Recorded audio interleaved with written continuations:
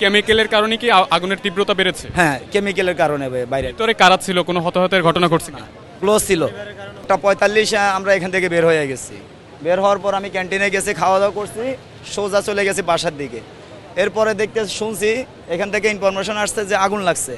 তখন আমরা তাড়াহুড়া করে, আমাদের যেহেতু কোম্পানির মাল আছে, আমরা তাড়াহুড়া করে আসছি আগুনকে রিমুভ করার জন্য, কিন্তু কোনোভাবে আমরা কন্ট্রোল করতে পারি না।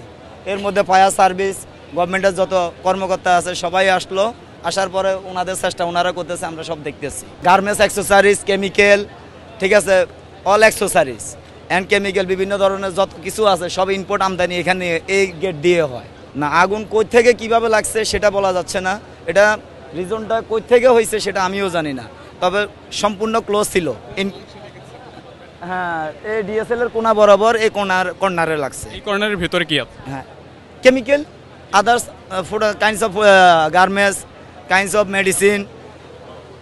এই কেমিক্যালের কারণে কি আগুনের তীব্রতা বেড়েছে? হ্যাঁ, কেমিক্যালের কারণে বাইরে। ভিতরে কারা ছিল? কোনো হতাহতের ঘটনা ঘটছে না?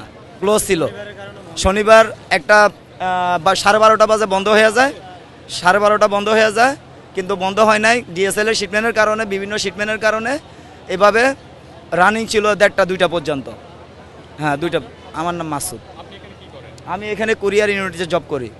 হ্যাঁ, কেমিক্যাল সবাই জানে, এটা আমি না শুধু, সবাই জানে এখানে chemical, all kinds of accessories, machineries, pass সব কিছু এখানে আসে।